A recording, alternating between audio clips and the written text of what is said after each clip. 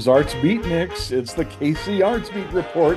I'm Patrick Neas, and you're going to love the show today because we're going to be talking about the Swingin' 60s with the director of the Kansas City Jazz Orchestra. They have a big concert coming up October 11th at Yardley Hall, and he'll tell us all about it. But first, I would like to ask you to please like this video and subscribe to our YouTube channel. Also, subscribe to us on Substack. We send out great articles all the time on Substack, and please follow us on Facebook too, where we post great information about the arts in Kansas City every single day. But right now, it's time to say hello to our good friend Clint Ashlock, the artistic director, music director of the Kansas City Jazz Orchestra. Hello, Clint. Hello, how are you? I'm doing really well. How are you doing? Doing great. Doing great. I'm stuck in the 60s. Yeah, the British invasion. I'm really curious about this whole concept, Clint, because um, I didn't realize there was any kind of cross-fertilization between the worlds of pop and jazz back in the 60s. I know that in the 60s there was a lot of jazz going on and a lot of, the British pop going on, but were they connected some way? Well, I mean, I suppose if you go back a little further, um, the biggest inspiration for the English kids that were like infatuated with American um, rhythm and blues music. I mean, that is what, I'm doing some mental calisthenics here, but I mean, jazz comes from blues, and rhythm and blues obviously comes from blues and jazz.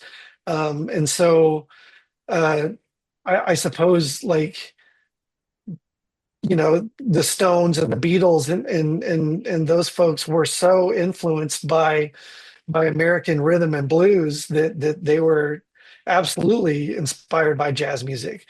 I mean, Keith Richards, especially, like his history is very rooted in jazz, and I can't remember if his dad just loved jazz or was like actually a jazz musician or something. I don't know what was going on there, but um, I'm not going to pretend that I have an exhaustive knowledge of the history of everybody, but I know that that was their biggest influence was Black American music in Elvis. That they really appreciated the authenticity of that kind of music, and that's what influenced them and their style when they got started. Uh-huh. So this concert you've put together called British Invasion, can you give us an idea of how you got this inspiration and what we'll get into the nuts and bolts, but what's the overall feel of the concert? Is it going to be like jazz arrangements of pop hits of the 60s? Yeah, that's exactly what it is. Which is kind of what we do with the Kansas City Jazz Orchestra more often than not is we take a theme and then we explore that theme through um, our own kind of style, our own interpretation of what music is. Um, and with this one, I mean, we didn't really, there wasn't a lot of like deep thought about it. It's just that, that era of music and that style of music has endured over the last, I mean, what is it, 60 years or whatever, 70. I mean, I can't really subtract 1964 from 2025. I'm sure it's very easy to do, but I can't do that. Don't So ask me whatever. to do it either, Clint. Right. So over the last 60 years or whatever, like, I mean, um, it's just kind of part of our musical heritage. And those songs are really interesting. I mean, you think of, especially the Beatles. I mean, how many jazz interpretations of Beatles music there have been over the years. Um, it's fun to explore, and the songs are interesting, and they're harmonically, not super stagnant. And obviously, there's the blues influence that kind of permeates the Beatles and the Stones. So it's like it's kind of fun to explore that. But then, yeah, like through our own kind of our interpretive lens, our jazz style, our personalities. which is the thing that, in an organization like KCGO, it's so much fun um, to try and figure out how we're going to interpret a different style of, you know, of music or whatever. My phone is going off. Sorry.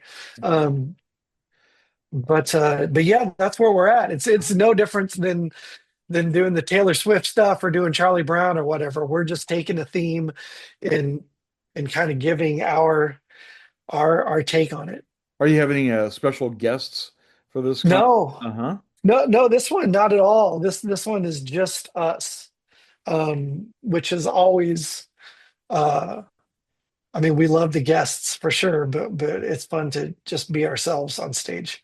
So these arrangements you're going to be doing, do any of these like you work through them as you rehearse and tweak them and or do you have like a set chart that you follow or Yeah, both? so that's a great question.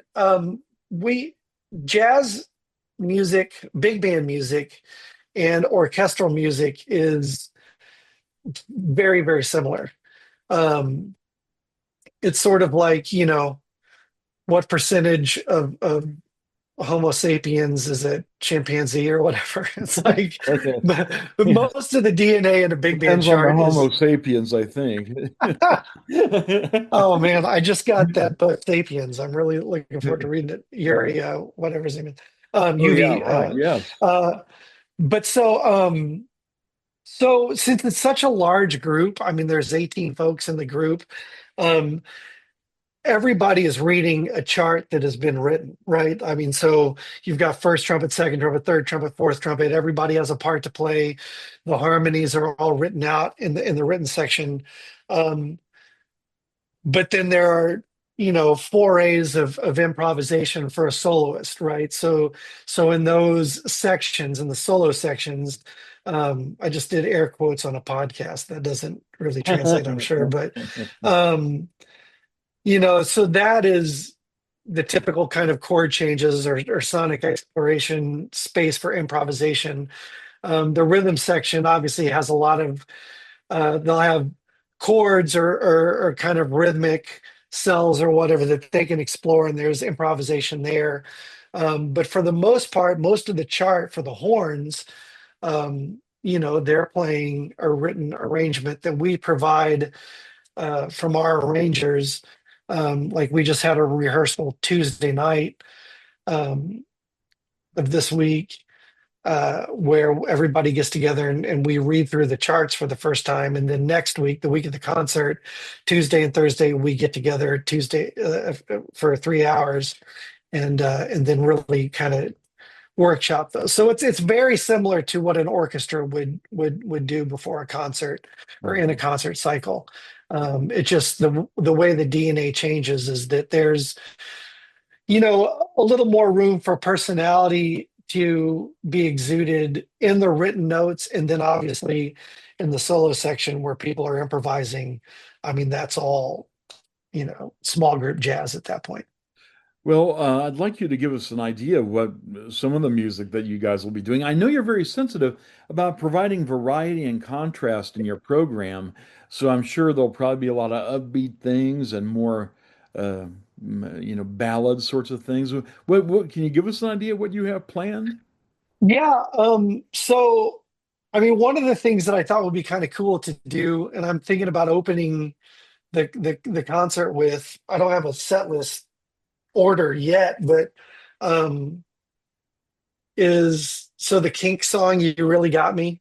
Uh-huh. Bum, bum, bum, bum, bum, bum, bum, bum, bum, bum. I thought it might be kind of cool for the audience to hear it like exactly how the Kinks play it, orchestrated for big band, like a rock style, but then transition into, a more jazz kind of like so in my head, it's we go from bum bum bum bum bum bump, bump, rock, dum, dum, dum, dum, dum, dum, dum, and then the drums, dum, dum, dum, ba-dum, ba-dum, baby-doo-dee, bum, bum, bum, baby-doo-dee. Uh-huh. And so the drums start to play a shuffle. So instead of boom, boom, bop, boom, boom, the boom, boom, bop, boom, boom, boom, bop, boom, boom, boom, bop. And then from shuffle, we transition from boom, boom, ba-dum, dum, king-a-doo-dee, or maybe a double time swing. Uh-huh. And rhythmically we can show how we get from rock to jazz, right?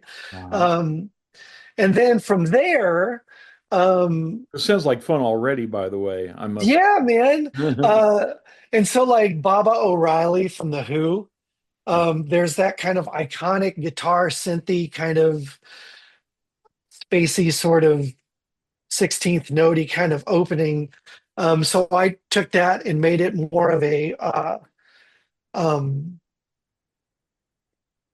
man, it's like John Adams meets big band kind of thing. So Ooh. there's like this minimalist thing in the trombones, and then the parts layer on like John Adams or Koyana Scotzi or something like that. Uh-huh. And then from there, um the chords boom, boom, boom, like that traditional open Who Pete Townsend guitar thing, but with jazz chords. So Uh-huh. it's like minimalist meets Maria Schneider, and then it kind of goes into more of a ECM was a jazz record label from Europe, and so it kind of goes into that. Oh man, what else? Paint It Black, Uh-huh. from the Stones, which there have been so many cool versions of that. Um, the TV show on HBO Westworld, like Uh-huh. the composer, he took a lot of those rock songs and made them kind of like emo piano solo music. Very Um, cool score. I love that show, by the way. yeah, me too. And so I kind of made that, but for big band, like that kind of spacey emo introduction with like a Barry saxophone sort of improvisation solos over the kind of spacey thing, but then it goes into um I kind of copped the rhythmic feel from like an Esperanza Spalding album. It's kind of a samba Latin kind of thing Uh-huh. that she does, and so Paint It Black is sort of done over that style. Uh-huh. Um, what else? Speaking of that It's kind of Latin stuff, are you doing any Jobim um, or there is Hobim? I'm not sure how it's pronounced, his name. internal culture, so there's no like straight up Uh-huh. bossa nova samba vibes, but it's definitely influenced by that with the harmonies and different things. Uh-huh. Um, Sergio Mendes too. yeah, no, nothing down that realm for this concert, but I mean Uh-huh. that's always in our head. There is like a great Earth, Wind, and Fire arrangement that they did. They did a cover of "Gotta Get You Into My Life" by the Beatles, Uh-huh. and so James Ward, he had the James Ward band, James Ward and Angie Ward, or a husband and wife jazz group in Kansas City, and they did kind of a cover of a cover. Uh-huh. And so I'm doing a cover of a cover of a cover. Uh-huh. So I took their version of Earth, Wind, and Fire's version of the Beatles version of that song. So that features Rod Fleeman. So it's kind of more of a funky thing. Um, Blackbird Oh, yeah. uh, and Julia, those are both great kind of later Beatles tunes, like Julie's from the White Album. Um, and so we're doing kind of our own versions of those. Day Tripper, there's a salsa, not a samba, but a Afro-Cuban take on Satisfaction by the Stones. That should be kind of fun. Yeah, that sounds We've fun. got a we've got almost like a Steely Dan chord structure over Penny Lane. So that's kind of cool, but it's still got the piccolo trumpet solo in it. Paul Roberts did that arrangement. Uh-huh. Um, I don't know, man. Like there's a huge variety of No of jazz kidding. styles uh, of British invasion songs. Like we got a kind of a fun, lighthearted samba version of "It's Not Unusual." Oh, So so that's great. yeah. Now, is Burt Bacharach kind of a whole different thing from what you're doing? Or, Yeah, for sure. uh, The most Bacharach-y vibes for this concert is on It's Not Unusual. uh-huh. But it's like Think of Burt Bacharach. Bacharach met Stan Getz. Uh-huh. I don't know. Well, it Yeah. sounds like you've got some amazing stuff. And Yardley Hall, you've played there before. Mhm. Well, what do you like about that venue? It's such a big space. Um, and it's big in a different way than Hellsberg Hall is. Hellsberg Hall is a big space, but it feels more intimate. Yardley Hall is man, it's like I don't know if any of your listeners will remember the old Glenwood Theater Uh-huh. on 91st and Metcalf, Sure. like to go see movies at. Like it was just kind of such a big, wide space. And Yardley kind of reminds me of that, where the Folly is it's more old school, obviously, it's like stacked, it's more of a vertical space. And Hellsberg is more of a contemporary concert hall space, and that feels more vertical. To me, Midwest Trust, Carlson Center, Yardley Hall is more broad. Uh, and it's just such a, I don't know, it's just kind of a lush, big space, I guess. Uh, And it's kind of fun um, to fill up that hall. And since this is definitely a more amplified kind of vibe, we don't have like synthesizers or electric pianos or anything. It's still a big band, but um, it's kind of maybe a better space for this sort of music than Hellsberg Hall is. uh-huh. Um, it's tough to get the Muriel Kaufman Theater booked at the Kaufman Center because they're so busy all the time. But it's more akin to that, which is better for kind of loud big band music. Well, it's also, it seems like Yardley Hall's really popular with visiting rock groups too. Uh, Yeah, it is. Arlo Guthrie, I know he performs there regularly. I know that the Midwest Trust Center brings a lot of pop rock groups, and they do really well in that space. As a matter of fact, I think it's kind of an underappreciated space in town for that kind of music. For all the reasons you had mentioned, it has that spaciousness, and yet you don't feel swallowed up by it. That's what's kind of neat about it. It's spacious without being intimidating, and it also has Yeah, great parking, and it's very accessible. it is. And that's so cool. I mean, I just turned 45 this year and like I feel more understandable to my older brothers and sisters out here where it's like, man, it's tough to it's tough to get from some of the parking lots to some of the venues and that Midwest Trust it's a really easy in and easy out for the folks that come see the concert and it's a nice big space that you kind of stretch out in the lobby. Huh? um, I don't know, it's such a different space than everything that we play at. It's nice to have it. um, it's like a saxophone player that brings an alto and a tenor and a flute and a clarinet to a gig. Like they have all these colors they can pick from. Uh-huh. And so it's nice to have all the variety of spaces. And we're playing in all of them this year, really. I Uh-huh. mean, the Folly and the Kaufman Center, Midwest Trust and the Gym Theater, like um, it's been fun to observe how we play in those spaces, but also how we're received and how the people can enjoy the concert at all those different spaces. So we feel pretty blessed to be able to check these all out this season. Yeah, we have an abundance of wonderful venues in the Kansas City area, and Yardley Hall is certainly one of the greats. Very easily accessible from the highway as well. That's going to be, and for people who don't know, I'd be amazed if anybody didn't know this, but Yardley Hall at Midwest Trust Center is there on the campus of Johnson County Community College. Super easy to find on College Boulevard. So this concert is going to be 7 p.m. October 11th, British Invasion.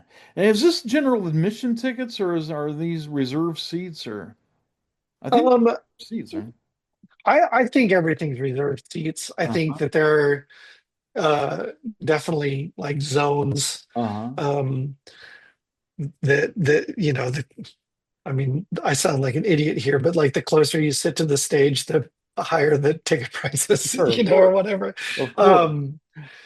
Um, but yeah, so everything's reserved. I think it's a huge space, so I know there are tickets left. Uh-huh. I mean, definitely um, folks could buy them the day of if they're feeling so inclined to do it that way.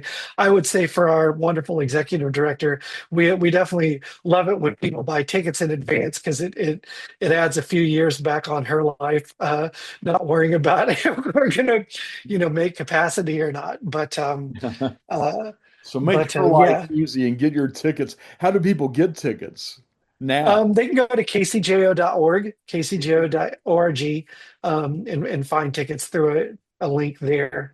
They just, whatever, there's a couple clicks once you get onto that page, but it'll take you to the ticket thing. There's also, you can call in to KCJO or to the Midwest Trust Center, I think, and get the tickets that way, if you'd rather do that. But uh, yeah, and for younger folks, for students, we have like that. If you buy tickets the day of, and you're a student, a high school or a college student, or just to have a expired ID, I don't know how it works, but I think it's 50% off tickets the day of the concert, which is a super cool way for younger folks to get in and hear this band. I mean, every high school in the metro almost has a jazz band, and we always encourage kids to come out and listen. And we try and remove some of the financial obligation to be able to come out. We do have an open free rehearsal for people if they want to see it. I think that's Tuesday night at the Gym Theater at 7 p.m. Folks can come out to that on Tuesday the 7th. Is there Uh, information about that on your website? should be, yeah, there should be. I don't build the website. I just Uh-huh. write the music, but Sure. I'm pretty sure that that's That sounds like that's a great time too. yeah, yeah. And you can see how we work, and you Uh-huh. know, uh, everybody in the group's pretty professional most of the time. So it can be a good educational experience for music students, but also just for folks that want to um, see us work. I will say that a couple people have come in expecting a concert and like a chat. It's not really that. Like we're getting to work, and I'm Uh-huh. not really engaging with the audience. They're just Uh-huh. kind of a fly on the wall. But it's Sometimes it's it's it's a good to good be time. sometimes Yeah, it's good to be a fly on the wall, you know? yeah, yeah. It just sounds like a blast. British Invasion, all those great songs that we know and love, we've heard forever. But given the treatment, given the KC Jazz Orchestra treatment, which, is just, fantastic. And that's going to be again 7 p.m. October 11th at Yardley Hall. Get your tickets at kcjo.org. And it's always a pleasure to talk to Clint Ashlock, the leader of the Kansas City Jazz Orchestra. Best of luck with the concert, Clint. And I Thank you so much. look forward to talking to you about. You have a Christmas concert coming up?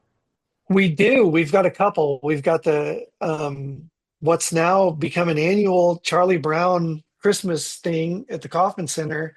That's Another on 60s December. classic. Yeah, that's on December. What is it? December 9th. It's a Tuesday night. Uh-huh. Um, so I mean that one has sold out the last 2 years, which is, like kind of increasingly rare for Uh-huh. for orchestral and jazz concerts in Kansas City. So definitely pick up your tickets when you can. Um, that has been such a fun thing to do the music is so nostalgic. It's so much fun. And it just, I can't think of anything that gets me more in the holiday spirit than the Charlie Brown stuff. And then we've got another, I mean, this one dates back for over 10 years, I'm sure, but the following Saturday on the 13th or whatever that is, we play a holiday dance at Liberty Hall in Lawrence. So for our Lawrence friends, that's also always sold out. But we play a lot of holiday tunes and some big band favorites, and people dance Oh, and hang out, and that's a good time as well. such a great music you provide. We Thank really you. appreciate it. You're a gem here in Kansas City, the Kansas City Jazz Orchestra. Clint Ashlock, thank you so much for joining me today. Thanks, Patrick. Appreciate it. And as always, please like this video. If you know somebody who you think would be interested in British invasion, share this video with them. And subscribe to our YouTube channel, subscribe to our Substack, follow us on Facebook. And until next time, this is the KC Arts Beat Report. I'm Patrick Neas.